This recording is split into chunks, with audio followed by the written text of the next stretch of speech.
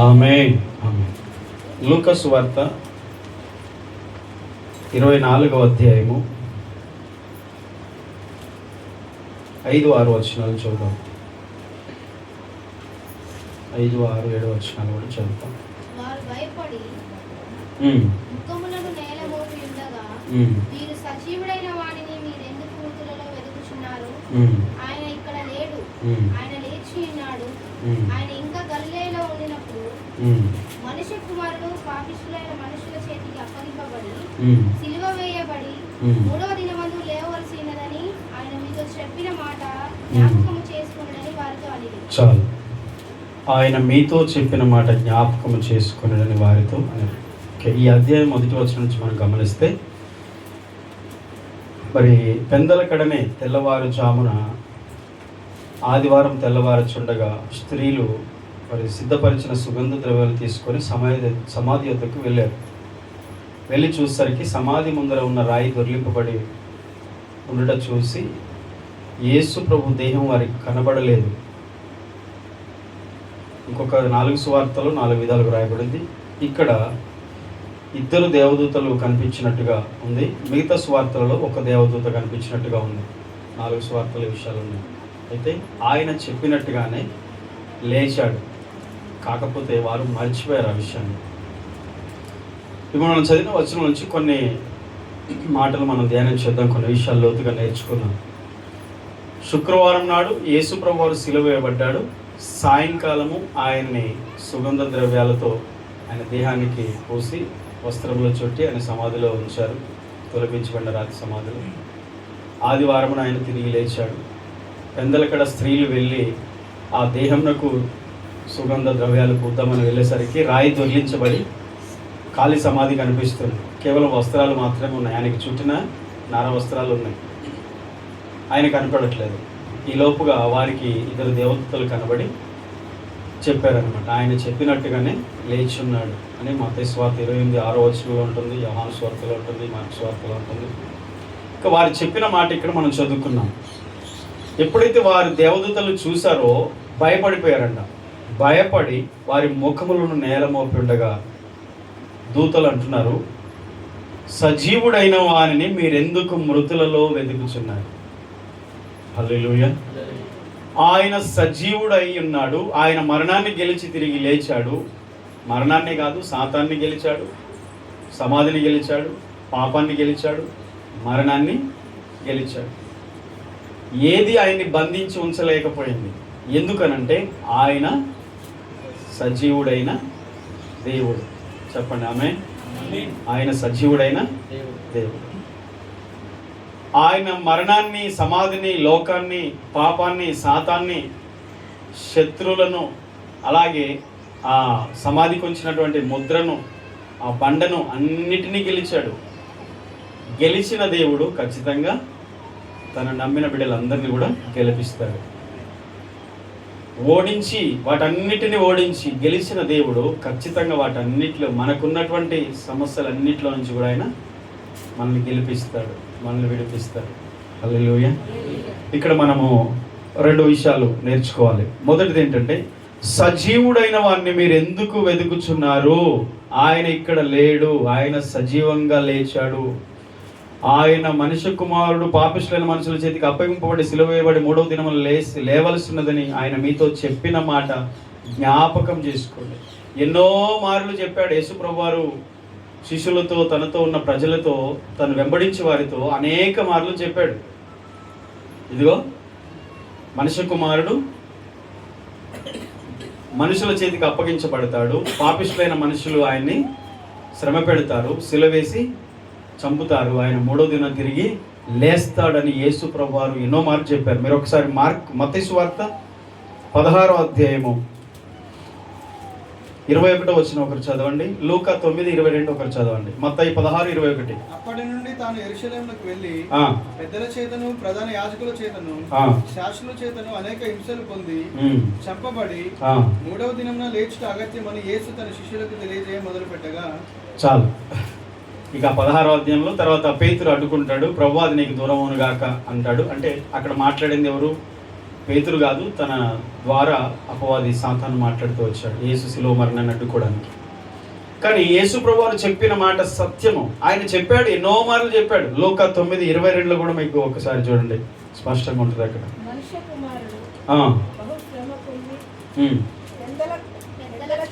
మనుష్య కుమారుడు శ్రమలు పొంది పెద్దల చేతను ప్రధాన యాజకుల చేతను శాస్త్రుల చేతను విసర్జింపబడి చంపబడి మూడో దినమున లేచుట అగత్యమని చెప్పాడు. మనుష్య కుమారుడు శ్రమలు పొందుతాడు. మరి అక్కడ ఉన్నటువంటి యూదుల పెద్దలు, ప్రధాన యాజకులు, అక్కడ ఉన్నటువంటి వారందరూ శాస్త్రుల చేత విసరించబడతాడు, చంపబడతాడు, మూడో దినం లేపబడతాడు. తన్ను గురించి ఎన్నో మార్లు ఆయన ముందుగానే చెప్పాడు. కానీ వీరు మర్చిపోయారు. అందుకనే ఇద్దరు దేవదూతలు జ్ఞాపకం చేస్తున్నారు. 7వ వచనం మనం చదువుకున్నాం కదా, 7వ వచనం అదే అంటున్నారు. ఇదిగో మనుష్య కుమారుడు పాపిష్టులైన మనుషుల చేతికి అప్పగింపబడి సిలువ వేయబడి మూడో దినం లేవలసి ఉన్నదని ఆయన మీతో చెప్పిన మాట జ్ఞాపకం చేసుకోండి. మీకు చెప్పలేదా? మర్చిపోయారా? ఆయన ముందుగానే చెప్పాడుగా, ఎన్నోసార్లు చెప్పాడుగా మీతో. ఇప్పుడు వెళ్ళి సమాధిలో వెతుకుతున్నారు, ఆయన లేడు, ఆయన ఎవరు ఎత్తుకెళ్ళారు, ఆయన చనిపోయాడు, ఆయన ఇంకా కనిపించట్లేదు, ఆయన మాయం చేశారు, ఆయన దేహం తీసుకెళ్లారు. ఇంకా చాలా సందర్భాల్లో మరి అయితే యోహాను సువార్త 25 చదివితే మరి అంటుంది ఎవరో ఎత్తుకొని వెళ్ళారని చెప్తారు. ఆయన సజీవుడుగా అంటే ఆయన శిష్యులతో ఉన్నప్పుడు ఆయన ముందుగానే శిలువ మరణానికి ముందుగానే ఆయన శ్రమ పడతాడు, మరణిస్తాడు, శిలువ వేయబడి చనిపోతాడు, తిరిగి లేస్తాడు అని చెప్పాడుగా, తన గురించి చెప్పుకున్నాడుగా. అంటే చూడండి, ఎన్ని చెప్పినా దేవుడు ఎన్ని మాట్లాడినా మర్చిపోయే అలవాటు మనకు ఉంటుంది. కానీ ఈరోజు మనము ఒక మాట నేర్చుకుంటాం, జ్ఞాపకం చేసుకోండి. ఆయన ఏం చెప్పాడో అది జ్ఞాపకం చేసుకోండి. దేవుడు నీకు ఏం చెప్పాడో, దేవుడు నీ కొరకు ఏం చేశాడో అది నువ్వు ప్రతిదినం జ్ఞాపకం చేసుకోవాలి.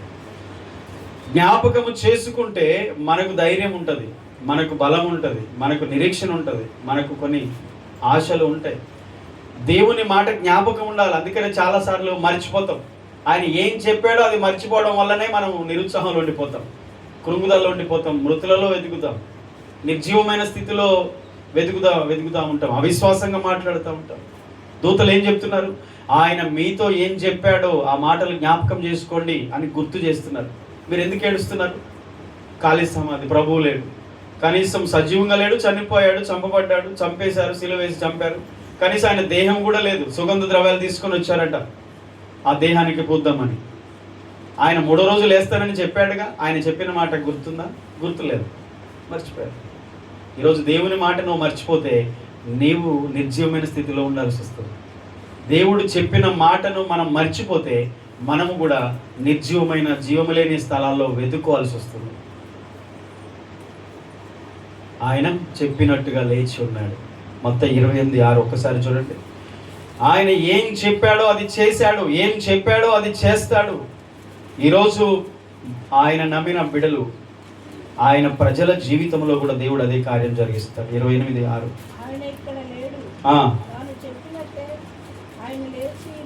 ఆయన తాను చెప్పినట్టే ఆయన లేచి ఉన్నాడు. హల్లెలూయా. ఆయన చెప్పినట్టుగానే లేచాడు, ఆయన చెప్పినట్టుగా చేస్తాడు. ఆయన ఏం చెప్పాడు అది తప్పకుండా చేస్తాడు. తన జీవితంలో దేవుడు తన ప్రజల కొరకు చేయాల్సిందంతా చేశాడు. ఏం చెప్పాడు అది చేశాడు. త్వరలో వస్తానని చెప్పాడు, వస్తాడు. ఇదిగో నీకు తోడై ఉంటానని చెప్పాడు, తోడుగా ఉంటాడు. నిన్ను విడిపిస్తానని చెప్పాడు, విడిపిస్తాడు. నిన్ను ఆశీర్వదిస్తానని చెప్పాడు, నిన్ను ఆశీర్వదిస్తాడు. కానీ మర్చిపోకుండా జ్ఞాపకం ఉంచుకోవడమే మన పని. అంటే చర్చలకు వచ్చినప్పుడే యేసయ్య గుర్తొస్తాడా? మరి అవతలికి వెళ్ళగానే మర్చిపోతారా? చెప్పండి. ఒకవేళ అలా మర్చిపోయే వారిగా ఉంటే ఆయన మన కొరకు మృతి పొంది తిరిగి లేచినటువంటి ఆ కార్యం మన జీవితానికి ఆశీర్వాదంగా ఉండదు. అందుకనే దేవుడు నా కొరకు ఈ లోకానికి వచ్చాడు, ఆయన శ్రమ పొందాడు, ఆయన ఏం చెప్పాడో ఆయన చెప్పినట్టుగా ఆయన లేచి ఉన్నాడు. ఆయన లేచాడంటే ఆ ఉన్న స్థితిలో, ఆ మృతుల నుండి, సమాధిలో నుండి, మరణములో నుండి సజీవుడిగా తిరిగి లేచాడంటే మనందరి జీవితంలో కూడా దేవుడు అదే కార్యం చేస్తాడు. హల్లెలూయా. నీవున్న పరిస్థితుల్లో, నువ్వున్న ఇబ్బందుల్లో, నువ్వున్న కష్టాల్లో ఉండవు. ఎందుకంటే యేసు మరణించి తిరిగి లేచాడు. ఆయన సమాధిలోనే ఉన్నాడా? లేడు. లేచాడు. నీవు అదే పరిస్థితిలో ఉంటావా? అదే బంధకాల్లో ఉంటావా? ఉండవు. అదే కష్టాల్లో ఉంటావా? ఉండవు. అదే అనారోగ్యంలో ఉంటావా? ఉండవు. నీవు కూడా విడిపించబడతావు. ఆయన లేచాడు కనుక నిన్ను కూడా ఆ స్థలం నుంచి లేవనెత్తుతాడు. యేసు యొక్క మరణ పునరుద్ధాన బలము ప్రతి విశ్వాసి అనుభవించాలి. శ్రమలు వస్తాయి, ప్రభువుకి వచ్చాయి. కష్టాలు వస్తాయి, మన ప్రభువుకి వచ్చాయి. మనకు నిందలు వస్తాయి, మన ప్రభువుకి వచ్చాయి. మనకు ఈ లోకంలో అన్ని రకాలుగా ఇబ్బందులు ఎదుర్కొంటాం. మనకంటే ముందు ప్రభువు ఎదుర్కొన్నాడు. ఆయనకి వచ్చిన ప్రతిదీ తన బిడ్డలు ఖచ్చితంగా చవి చూస్తారు. ఎందుకంటే ఆయన చెప్పాడు, నేను లోకములో శ్రమ పొందాను. నేను మీకు లోకములో శ్రమ కలుగుతుంది. ఎందుకు? నాకు ముందుగా కలిగింది. ఈరోజు వాటన్నిటిని బట్టి మనము బాధపడొద్దు. ప్రభువు తిరిగి లేచాడు. ఆయన ప్రతి ఒక్కరిని లేపుతాడు, ప్రతి ఒక్కరిని లేవనెత్తుతాడు. ఆమేన్, హల్లెలూయా. యేసు యొక్క మరణము పునరుత్థానమే క్రైస్తవ విశ్వాసానికి పునాది. యేసు చనిపోకపోతే మన విశ్వాసం వ్యర్థమే. ఆయన మన పాపాల కొరకు చనిపోయి తిరిగి లేపబడలేదు అని మనం నమ్మకపోతే మన విశ్వాసం వ్యర్థమే, మన భక్తి వ్యర్థమే. మనకి ఇక నిరీక్షణ ఎక్కడిది? క్రైస్తవ జీవితానికి ఇక నిరీక్షణ ఎక్కడిది? నిరీక్షణ ఇదే. యేసు చనిపోయాడు, తిరిగి లేపబడ్డాడు, తిరిగి లేచాడు. ఈరోజు ప్రతి ఒక్కరిని కూడా దేవుడు అదే స్థితిలోనికి లేపాడు. ప్రథమ ఫలముగా క్రీస్తు మొదటిగా లేపబడ్డాడు. ఆయన ప్రథమ ఫలముగా, మొట్టమొదటిగా దేవునికి ప్రథమ ఫలముగా ఆయన మరణించి తిరిగి లేచి తను తాను దేవునికి అప్పగించుకున్నాడు, కనపరుచుకున్నాడు. ఈరోజు ఆయన జీవములో మనము పాలిభాగస్తులం అవుతున్నాం. అందుకనే యోహాను సువార్త 11:25 అంటాడు, పునరుద్ధానమును జీవమును నేనే. పునరుద్ధానము జీవము నేనే. ప్రకటన 1:18 అంటాడు, నేను చనిపోయాను కానీ తిరిగి లేచాను అంటాడు. నేను మృతుడనైతిని కానీ ఇప్పుడు ఇదిగో యుగ యుగములు సజీవుడనై ఉన్నాను అన్నాడు. ప్రకటన గ్రంథం 1:18 పద్మాస దీపములో మరి తన శిష్యుడైన యోహానుకు దేవుడు ప్రత్యక్షమై ప్రభు అంటున్నాడు, ఇదిగో నేను మొదటి వాడును, కడపటి వాడను, జీవించువాడను, మృతుడనైతిని గాని ఇదిగో యుగ యుగములు సజీవుడనై ఉన్నాను. చాలు. ఇదిగో నేను మొదటి వాడను, కడపటి వాడను, ఆదియు నేనే, అంతము నేనే, నేను ఉన్నవాడను, అనువాడను, నేను మృతుడనైతిని గాని ఇదిగో సజీవుడనై యుగ యుగములు నేను జీవిస్తున్నాను అన్నాడు. ఆయన చనిపోయిన మాట వాస్తవమే, కానీ ఆయన తిరిగి లేచి సజీవుడిగా జీవిస్తున్నాడు. అందుకే దూతలు వచ్చి చెప్తున్నారు, సజీవుడైన వారిని మీరు ఎక్కడ వెతుకుతున్నారు? వీళ్ళు ఇప్పుడు క్రైస్తవ పరిస్థితి అదే. ఆయన ఎప్పుడో చనిపోయి తిరిగి లేచి సజీవుడిగా జీవిస్తుంటే ఆ జీవం కొరకు ప్రజలు ఎక్కడెక్కడ ఎత్తుక్కుంటున్నారు? నిత్య జీవం కోసం ఎక్కడెక్కడికి పరిగెడుతున్నాడు మనిషి? ఆయనలోనే జీవం ఉంది, ఆయనే సజీవుడు. ఎక్కడో వెతుకొద్దు. పాపములో జీవం దొరకదు, మృతులలో జీవం దొరకదు, లోకములో జీవం దొరకదు, క్రీస్తులోనే జీవం దొరుకుతుంది. ఎందుకంటే పాపాన్ని, మరణాన్ని, లోకాన్ని, సాతాన్ని, సమాధిని సమస్తమును జయించి, మరణాన్ని కూడా జయించి తిరిగి లేచిన వాడు ఆయన. అందుకని ఆయనలోనే జీవం ఉంది. అందుకని నేనే పునరుద్ధానము నేనే, జీవము నేనే అని యోహాను భక్తుడితో చెప్తున్నాడు. నేను చనిపోయాను కానీ తిరిగి లేచి సజీవుడుగా ఉన్నాను, మృతుడనైతిని కానీ యుగములు నేను సజీవుడునుగా ఉన్నాను. ఎక్కడ వెతుకుతున్నారు దేవుని బిడ్డలు? ఇంకొక బాధాకరం విషయం ఏంటంటే ఆచారాల్లో వెతుకుతున్నారు క్రీస్తుని. ఆచారాల్లో దొరకడు. ఆచారాలు పాటిస్తే దేవుడు దొరుకుతాడా? జీవం దొరుకుతుందా? రక్షణ వస్తుందంటే రాదు. కేవలం అది క్రీస్తులోనే దాగి ఉంది. సజీవుడైన వారిని మీరు మృతులలో ఎందుకు వెతుకుచున్నారు? ఎక్కడ వెతకాల్సింది? ఆయన లేచాడు అంతే. ఆయన వెతకండి, ఆయనలోనే జీవం ఉంది. కానీ సమాధి దగ్గర జీవం లేదు. సమాధిలో పండుగ చేస్తూ ఉంటారు గ్రాండ్గా, ఇంకేవో ఆచారాలు చేస్తూ ఉంటారు, ఇంకేవో చేస్తూ ఉంటారు. ఓకే, మనుషులు ఆచారాల్లో మునిగిపోయారు, కానీ అందులో జీవం లేదు. నిత్య జీవం దొరుకుతుందా? రక్షణ దొరుకుతుందా? దొరకదు. ఆచారంలో వెతుకుతారు కానీ అది దొరకదు. లోకంలో నిరాశలో జీవాన్ని వెతుకుతుంటారు. నిర్జీవమైనటువంటి వాటిలో, నిర్జీవమైన స్థలాల్లో, నిర్జీవమైన మా క్రియలలో జీవం దొరకదు. క్రీస్తులోనే ఆ జీవం ఉంది. ఆమేన్. ఆయన మీతో చెప్పినది జ్ఞాపకం చేసుకోమని చెప్పాడు కదా, జ్ఞాపకం చేసుకోవాలి. దేవుడు ఆత్మ కనుక ఆయన్ని ఆరాధించేవారు ఎలా ఆరాధించాలంట? యోహాను 4:24 ఒకసారి చదువుతారా? దేవుడు ఆత్మ గనుక ఆయనను ఆరాధించు వారు ఆత్మతోనూ సత్యముతోనూ ఆరాధించేవారు. ఓకే, రిఫరెన్స్ యోహాను సువార్త 4:24 దేవుడు ఆత్మ గనుక ఆయనను ఆరాధించువారు ఆత్మతోనూ సత్యముతోనూ ఆరాధించాలి. దేవుడు ఆత్మ. ఆయన ఒక చోటికి పరిమితి కాడు. ఒక గుట్ట మీదనో, ఒక చెట్టు మీదనో, చెట్టు కిందనో, ఒక గుడిలోనో, ఎక్కడో ఒక ఇంట్లోనో, ఎక్కడో ఒక స్థలంలోనే అక్కడే ఉంటాడు. అక్కడే పరిమితి కాదు. దేవుడు ఆత్మ అయి ఉన్నాడు. ఆయన ఆరాధించాలంటే మనం ఎలా ఆరాధించాలి? ఒక స్థలానికి పరిమితమై ఒక స్థలం మీదనే ఆరాధన చేస్తే కుదురుతుందా? కుదరదు. దేవుడు ఆత్మ అయి ఉన్నాడు కనుక ఆయన్ని మనము ఆత్మతో సత్యముతో ఆరాధించాలి. ఆత్మతో అంటే మన అంతరంగముతో హృదయపూర్వకంగా మన హృదయాన్ని ప్రభువుకి అర్పించుకుంటే యథార్థమైన హృదయముతో మన అంతరంగమును దేవుని ఆరాధన చేస్తూ ఉండాలి. ఆయన ఏమై ఉన్నాడు, ఆయన గుణలక్షణాలను, ఆయన గొప్పతనాన్ని గ్రహిస్తూ పొగుడుతూ మన హృదయపూర్వకంగా యథార్థంగా ఆరాధించాలి. రెండవది సత్యముతో ఆరాధించి. సత్యం అనగా వాక్యమే. క్రీస్తే సత్యము, సత్యమే వాక్యము, వాక్య సారాంశమే సత్యం. ఆయన వాక్యంలో ఉన్న సత్యం ఏమైతే ఉందో ఆ నిజము, ఆ జీవము, అదే సత్యం. అలాగూ వాక్యానుసారంగా ఆరాధించాలి. ఇష్టం వచ్చినట్టుగా ఆరాధించొద్దు. మన ఇష్టం వచ్చినట్టుగా మన పద్ధతిలో కాకుండా దేవుడు ఏమై ఉన్నాడో ఆయన వాక్యమును గ్రహిస్తూ వాక్యానుసారంగా మనం ఆరాధించాలి. ఆయన ఎలా ఉండమని చెప్పాడో అలా ఉంటూ ఆయన ఆరాధించాలి. కానీ ఆచారాల్లో జీవము లేదు. అందుకనే మీరు ఎక్కడ వెతకాలి? ఆయన చెప్పిన మాట గుర్తులేదు, మర్చిపోయారు. మళ్ళీ వెళ్ళి సమాధి దగ్గర కూర్చొని ఏడుస్తున్నారు. సమాధి దగ్గర వెతుకుతున్నారు. అక్కడ వెతికితే దొరకదు. జీవము క్రీస్తులో ఉంది. ఆయన చెప్పినట్టుగా లేచి ఉన్నాడు. ఆయన మీతో చెప్పేటప్పుడు ఆ మాట జ్ఞాపకం చేసుకోండి అని దూతలు చెప్తా ఉన్నారు. హల్లెలూయా. ఈరోజు మనకు ఒక పాఠం ఇది. మనం కూడా క్రీస్తులోనే జీవం ఉంది. ఆయన్ని మనం వెతకాలి, ఆయన్ని ఆరాధించాలి. కానీ ఇంకా ఎక్కడ ఏ స్థలాల్లో మనం ఏమి వెతకొద్దు. నిర్జీవమైన స్థలాలకి వెళ్ళి మనం జీవము కోరుకోవడానికి ప్రయత్నాలు చేయొద్దు. అలాంటి ప్రయత్నాలు వ్యర్థం. అలాంటి ప్రయత్నాలు వ్యర్థం. జీవము లేని దైవారాధనలో ఒక చరణం ఉంటుంది కదా, నిన్ను తలచి నన్ను. జీవము లేని దైవారాధనలో నిర్జీవ క్రియలతో మృతుడనైతిని. జీవము లేని దైవారాధనలో నిర్జీవ క్రియలతో మృతుడనైతిని. జీవాధిపతివైనను నిత్య జీవము నొసగిన యేసయ్యా.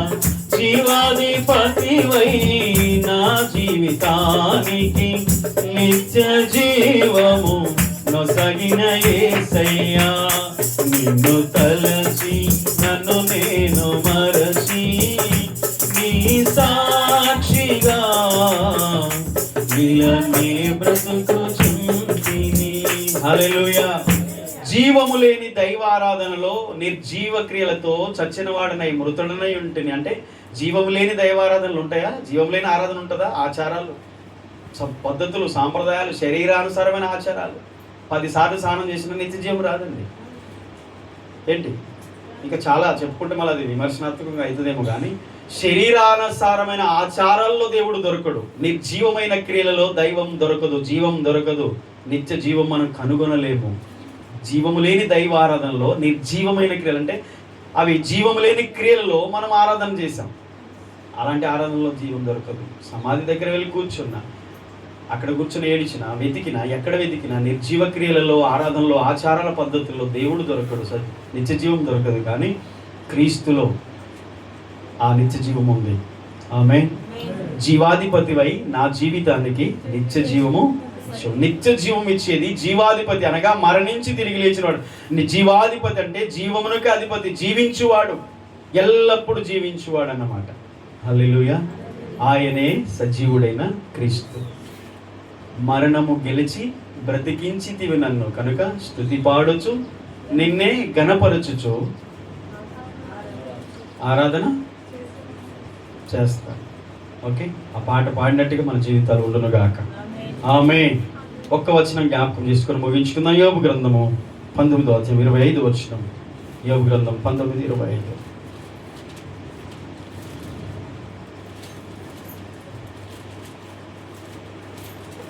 ఓకే, తీసిన వాళ్ళు చదువుతారా? అయితే నా విమోచకుడు సజీవుడనియు అయితే నా విమోచకుడు సజీవుడనియు తర్వాత ఆయన భూమి మీద నిలిచిననియు నేను ఎరుగుదును. చాలు. ఎన్నో సంవత్సరాలకు పూర్వం, క్రీస్తుకు పూర్వమే, 100 సంవత్సరాల క్రితమే యోబు భక్తుడు జీవించిన ఆయన కాలంలో, ఆయన జీవించిన కాలంలో మరి ఆయన గురించి రాయబడిన యోబు గ్రంథం 42 అధ్యాయాలు ఆయన చరిత్ర అంతా కూడా ఉంది.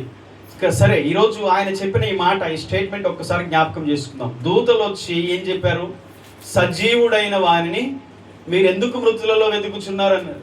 మరి ఆ రోజు యోబు జీవితంలో పలికినటువంటి మాటను జ్ఞాపకం చేసుకుంటే, దేవుని గురించి ప్రవచనార్థకంగా, ప్రవచన పూర్వకమైనటువంటి మాట యోబు పలికాడు ఆ రోజే. దేవుడు విమోచకుడని, ఆయన సజీవుడని, ఎన్నో 100 సంవత్సరాల క్రితమే ఆయన భూమి మీద నిలుస్తాడని ముందుగానే యోబు గారు ఆయన తెలియక మాట్లాడిన మాట. అది ప్రవచన పూర్వకమైన మాట. ఈరోజు యోబు జీవితాన్ని గుర్తు చేసుకుంటే, ఆయన చెప్పిన మాటను మనం ఒకసారి జ్ఞాపకం చేసుకుంటే, మనకు దేవుడు విమోచకుడుగా, సజీవుడుగా ఉన్నాడని మరొకసారి నిశ్చయత మనకు కలుగుతుంది.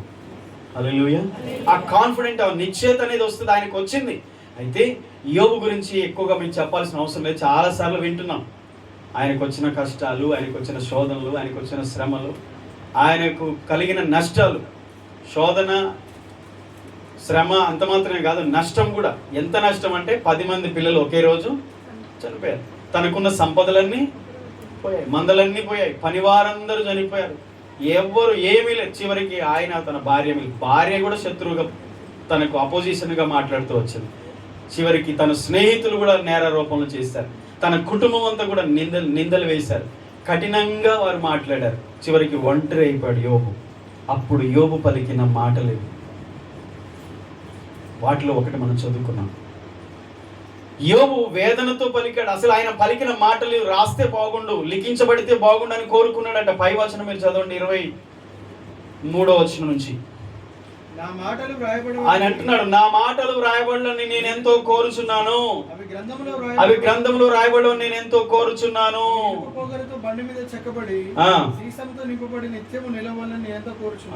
అవి ఎప్పుడు నిలిచి ఉంటే బాగుండు. నేను మాట్లాడిన మాటలు, నాకు వచ్చిన కష్టాలు, నాకు వచ్చిన వేదన, నాకు కలిగిన కీడు, ఈ బాధ, ఈ దుఃఖము, ఈ శ్రమ, ఈ వేదన, వీటన్నిటిలో నేను పలుకుతున్న ఈ మాటలు ఇలా రాయబడితే బాగుండు, లిఖించబడితే బాగుండు ఆశించాడు. కానీ దేవుడు సహాయం చేస్తాడు, నిజంగా వ్రాయబడ్డాయి. కనుకనే యోబు గ్రంథం మనం చదువుతున్నాం. ఆయన ఇచ్చిన స్టేట్మెంట్ ఏంటంటే, అలాంటి కష్టాల్లో యోబు, నా విమోచకుడు సజీవుడు. ఆమేన్.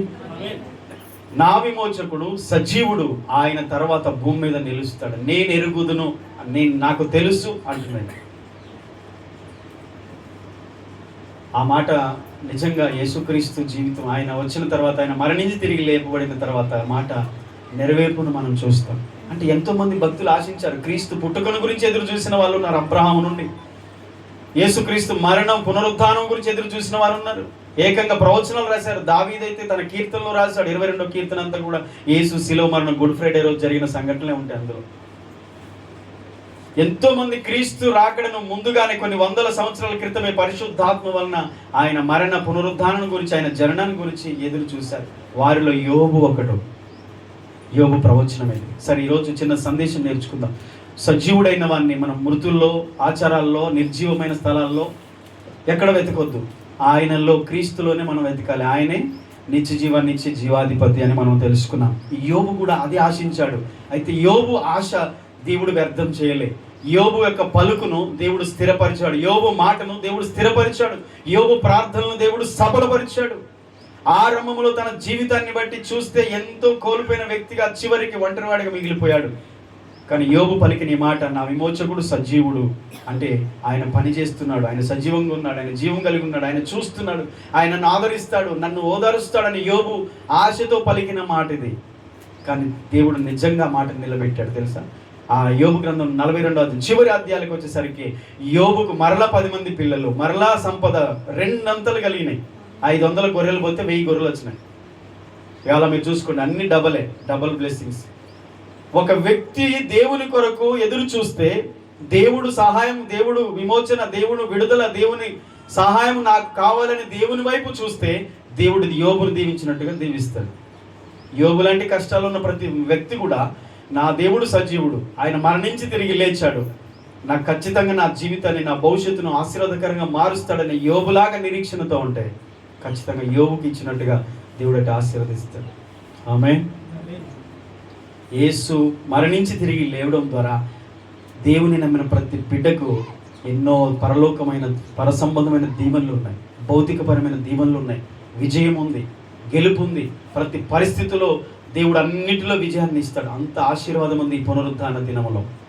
ఆయన చనిపోయి తిరిగి లేవడం ద్వారా ఆయన విమోచకుడుగా మాత్రమే కాదు, ఆయన సజీవుడైన దేవుడిగా ఉండి తన బిడల పక్షంగా పనిచేసేవాడిగా ఉన్నాడు. శత్రువును ఆయన జయించాడు.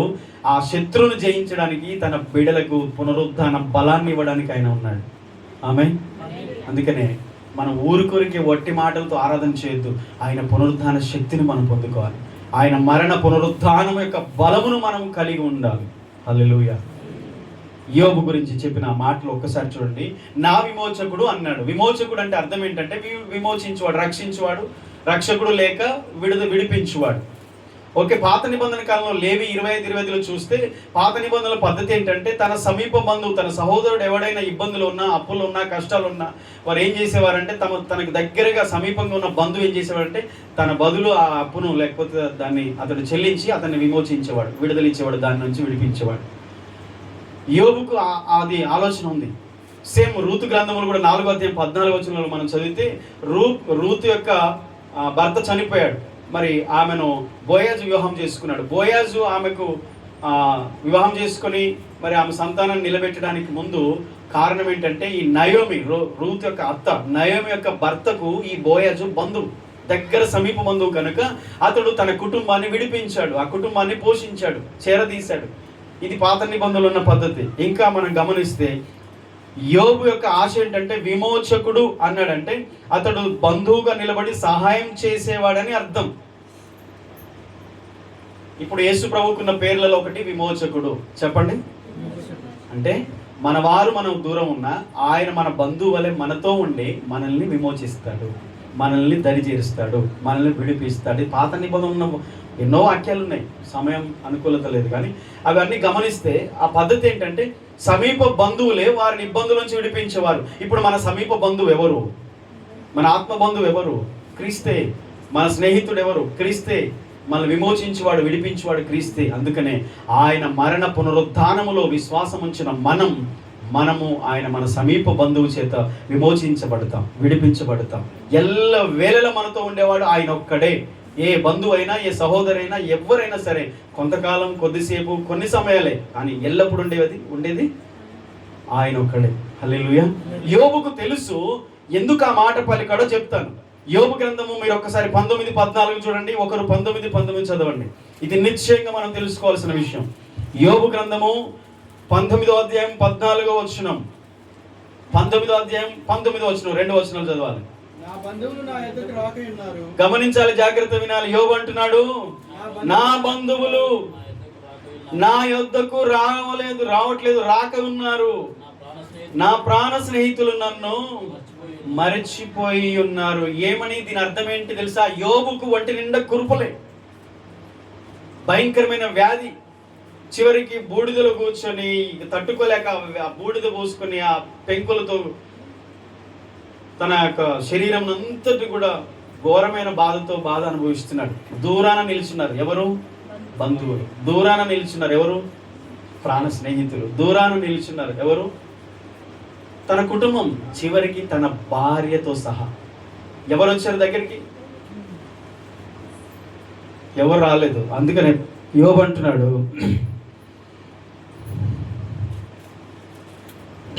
నా బంధువులు నా యొద్దకు రాక ఉన్నారు.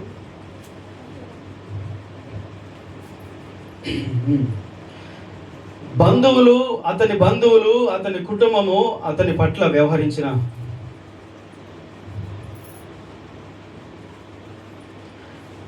కఠినమైన తీరు.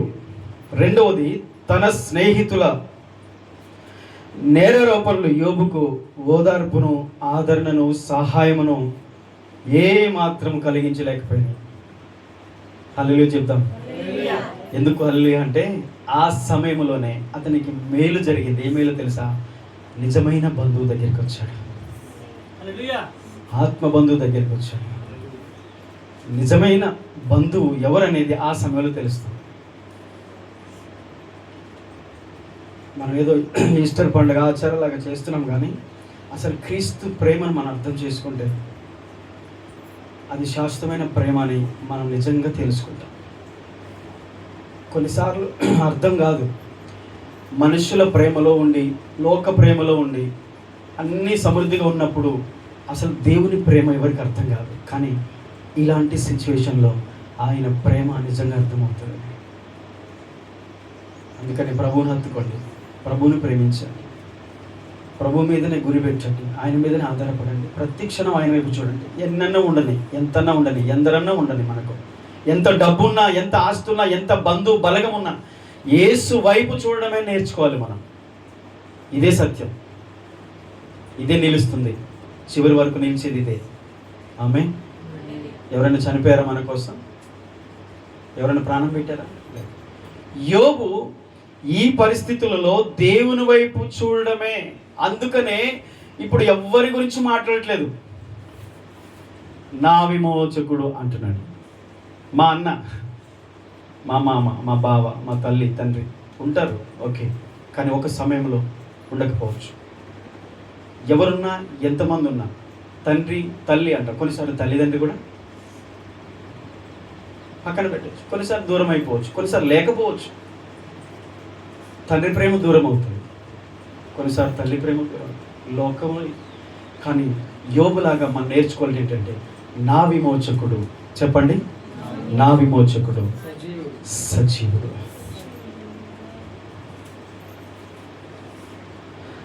సజీవుడు అంటే ఎప్పటికీ జీవించి ఉండేవాడని అర్థం. చెప్పండి, ఏ మనుషుడని ఎప్పటికి జీవించి ఉంటాడా? యేసయ్య తప్ప, దేవుడు తప్ప ఎప్పటికి జీవించి ఉండేవాడు ఎవరు లేరు, దేవుడే. కనుక యోబుకు అర్థమైపోయింది ఫైనల్. ఆ పరిస్థితిలో ఉన్నప్పుడు యోబు తన బంధువులు తన ఎడల చూపిన కఠినమైన తీరు, తన స్నేహితులు తనపై చేస్తున్న నేరారోపణలు, తన కుటుంబం తన గురించి విమర్శిస్తున్న విమర్శలు, ఆ దేశంలో ఉన్న ప్రజలు, చుట్టూ ఉన్నటువంటి మనుషులందరూ కూడా యోబుకు ఎగనెస్ట్గానే మాట్లాడుతున్నారు. ఏదో పాపం చేశాడు అందుకనే నేను గిట్ అయింది, ఓకేనైందా? ఏదో పాపం చేశాడు, నీతిమంతునని చెప్పుకుంటున్నాడు. మళ్ళీ దేవుని దగ్గర అందరిని అదరగొడుతున్నాడు, నేను నీతిమంతునని కనపరుచుకుంటున్నాడు, మాట్లాడుతున్నాడు. కానీ ఏదో పాపం చేశాడు అందుకని ఒక్కరోజే 10 మంది చచ్చిపోయారు, అంత ఆస్తి పోయింది, పని వాళ్ళు పోయారు, అంతా పోయింది. యోబు ఏదో పాపం చేశాడు దాన్ని మళ్ళీ సమర్థించుకుంటున్నాడని అపార్థం చేసుకొని మాట్లాడిన వాళ్ళే, అర్థం చేసుకొని మాట్లాడారు. దేవుడు తప్ప యోబు యథార్థతను గుర్తించిన వాడు ఎవరు లేరు.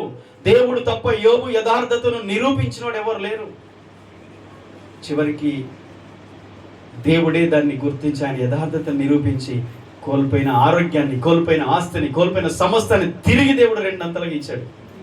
హల్లెలూయా. చెప్పండి, విమోచకుడు విడిపిస్తాడు, నా విమోచకుడే నాకు సహాయం చేస్తాడు, నా విమోచకుడు సజీవుడు, ఆయన తిరిగి భూమి మీద నిలుస్తాడు. నేను చూస్తాను, నేను ఎరుగుదును అంటాడు. ఆ వచనం మీరు కింది మాట చదివితే 25వ వచనంలో, నేను ఎరుగుదును, అయితే నా విమోచకుడు సజీవుడు అని తర్వాత ఆయన భూమి మీద నిలిచిన నేను ఎరుగుదును అంటే అర్థం ఏంటో తెలుసా? నేను ఎరుగుదును అంటే నాకు తెలుసు, నేను ఎరుగుదును అంటే నాకు అనిపిస్తుంది, నేను నమ్ముతున్నాను, అది కాదు. ఖచ్చితంగా నాకు ఖచ్చితంగా తెలుసు, నిశ్చయంగా నేను ఎరుగుదును. ఇది అనుభవంతో వచ్చిన విశ్వాసం. ఆమేన్. అనుభవంతో వచ్చిన విశ్వాసం ఇది. రెండవది, పరీక్షల మధ్య నిలిచిన నమ్మకం ఇది. కష్టాలలో, అగ్ని వంటి పరీక్షల్లో, శ్రమల్లో నిలిచిన నమ్మకం ఇది దేవుని మీద. ఏంటి, ఊరికనే బట్టి చెప్పేది కాదు, పాఠం నేర్చుకొని చెప్పేది కాదు, కంటది చెప్పేది, పిల్లలు బళ్ళు టీచర్కి పాఠం అప్పచెప్పినట్టు కాదు. అది తన ప్రాక్టికల్ లైఫ్, తన జీవితంలో అనుభవపూర్వకంగా తెలుసుకొని విశ్వాసంతో పలికింది. నేను నమ్ముతున్నా, నాకు తెలుసు, ఇది కాదు, నిశ్చయంగా నేను ఎరుగుదును, ఆయన సజీవుడు, నా విమోచకుడు సజీవుడు, నాకు ఈ ఉన్న స్థితిలో నుంచి నన్ను విడిపించేవాడు మనుషులు ఎవ్వరు కాదు, దేవుడే. మీరు నమ్ముతున్నారా? యోబులాగా మనం నమ్ముతున్నామా? నమ్మాలి. ఆమేన్. ఆయన సజీవుడు అంటే మరణించి తిరిగి లేచాడు. యోబు చూశాడు, అది గమనించాడు, అది ఎరిగాడు, ఆయన మాటను నిలబెట్టాడు. ఏ మాట యోబు పలికాడో ఆ మాటను దేవుడు అక్షరాలు నెరవేర్చాడు. నన్ను విమోచకుడు గుర్తించావా యోబు? నేను సజీవుడునని, నీకు సహాయం చేస్తానని, నేను నీ పక్షంగా వచ్చి నిలబడతానని నువ్వు గుర్తించావా? యోబును గుర్తించిన దేవుడు అతని యథార్థతను నిరూపించి తిరిగి యోబును మరల వాటన్నిటిలోంచి విడిపించి రెండంతలుగా దీవించాడు. మరి ఈరోజు యేసుక్రీస్తుని నమ్మిన మనం ఆయన సజీవుడని విమోచకుడని నమ్ముతున్నామా? నమ్మితే యోబు లాంటి విశ్వాసం మనము కూడా ఆ పలుకు పలికితే ఆయన మృతిలో లేడు, సజీవుడిగా తిరిగి లేచాడు. ఆయన మనల్ని కూడా యోబులాగా ఆశీర్వదిస్తాడు, విడిపిస్తాడు. సహాయం చేయడానికి యోబుకి ఎవ్వరు రాలేదు, కానీ దేవుడు వచ్చి తన పక్షంగా నిలబడ్డాడు. సామెతలు 23:11 కూడా రిఫరెన్స్ రాసుకోండి. మనల్ని పీడించే శత్రువులకు విరోధంగా మన పక్షంగా నిలబడేవాడు దేవుడు. యోబు అన్ని కోల్పోయాడు, అయినా చెప్పాడు నా దేవుడు సజీవుడని, ఆయన జీవిస్తున్నాడని. యోబు అన్ని కోల్పోయాడు, అన్ని కోల్పోయినప్పుడు చెప్పడం ఎంత గొప్ప విశ్వాసం. అన్నీ ఉన్నప్పుడు చెప్పడం కాదు, నా దేవుడు దీవించాడు చూడు, నా దేవుడు ఆశ్రయించాడు చూడు, అది చూడు ఇది చూడు ఇది చూడు కాదు. అన్నీ ఉన్నప్పుడు దేవుడు ఆశ్రయించాడు అని అనకండి. కోల్పోయినప్పుడు చెప్పండి దేవుడు సజీవుడు, నా దేవుడు విమోచకుడు, నా దేవుడు సజీవుడని. అన్ని తిరిగి ఇస్తాడు. యోబు పలికింది ఏ టైంలో? సమృద్ధిగా సంతృప్తిగా అంత ఆనందంగా ఉన్నప్పుడు పలికాడా ఈ మాట? అన్ని కోల్పోయినాక పలికాడా? అది గొప్ప విశ్వాసం, అది గొప్ప విశ్వాసం. మరి ఈరోజు మనం కోల్పోయిన స్థితిలో ఉన్నా, బంధకాల్లో ఉన్నా, అనారోగ్యతలో ఉన్నా, కష్టాలు ఉన్నా, అప్పుల్లో ఉన్నా, శత్రువుల మధ్యలో ఉన్న ఇబ్బందులకరమైన పరిస్థితుల్లో మన కుటుంబం కొనసాగుతున్నా మనం యోబులాగా పలకాలి. ఇప్పుడు ఏది లేదు కానీ రేపు అన్నీ వస్తాయి, దేవుడు నన్ను తప్పకుండా దీవిస్తాడు, నా విమోచకుడు సజీవుడు అని మనం చెప్పాలి. ఓకే, కాబట్టి యోబు గ్రంథం చివరిలో యోబును దేవుడు ఆశ్రయించడం మనం చూస్తున్నాం. సామెతలు 23:11 ఒక మాట చదవండి. ఆయన మన పక్షమున బలవంతుడు, వారి విమోచకుడు బలవంతుడు, ఆయన వారి పక్షమున నీతో వ్యాజ్యమాడు. ఆమేన్. ఆయన బలవంతుడు, మన పక్షంగా వ్యాజ్యమాడే దేవుడు. మనకు వ్యతిరేకంగా ఉన్న పరిస్థితులు, శత్రువులు, మనుషులు, అనారోగ్యతలు, కష్టాలు ఏవైనా సరే వాటి నుంచి మనల్ని విడిపించడానికి, మన పక్షంగా ఉండి దానితో యుద్ధం చేయడానికి మన దేవుడు సజీవుడు. ఆయన మనతో ఉన్నాడు. ఆమేన్. రోజు యోబు పలికిన మాట స్టేట్మెంట్, తన జీవితంలో ఆ పరిస్థితుల్లో యోబు పలికాడు విమోచకుడు సజీవుడని. ఎవ్వరూ సహాయం చేయని కష్టాల్లో ఉన్న, ఇబ్బందులు ఉన్న పరిస్థితుల్లో, తన కుటుంబం కఠినంగా మాట్లాడుతున్నారు, స్నేహితులు నేరోపణ చేసి ఎన్ని పరిస్థితులు ఉన్న యోబు పలికిన మాట తన జీవితంలో దేవుడు నెరవేర్చి యోబును ఆశీర్వదించాడు. రోజు యేసుక్రీస్తు మరణించి తిరిగి లేచాడంటే ఆయన మన పక్షంగా ఉండేవాడు, మన కొరకే అన్నిటిని జయించాడు. ఖచ్చితంగా మనల్ని కూడా విడిపిస్తాడు, హెచ్చిస్తాడు, ఆశీర్వదిస్తాడు. కాబట్టి ఆయన మరణం, పునరుద్ధానం మన జీవితంలో అది మనం అనుభవించాలి. ప్రార్థన చేసుకుందాం, దేవుడి మాటలు దీవించిన కాక. కళ్ళు ఉంచుదాం, కళ్ళు మూసుకుందాం, చిన్న మాట ప్రార్థన చేసుకుందాం. దయగల తండ్రి, పరిశుద్ధుడైన మా దేవా మీకు వందనాలు, కృపగలిగిన దేవా మీకు స్తోత్రాలు చెల్లిస్తున్నాను.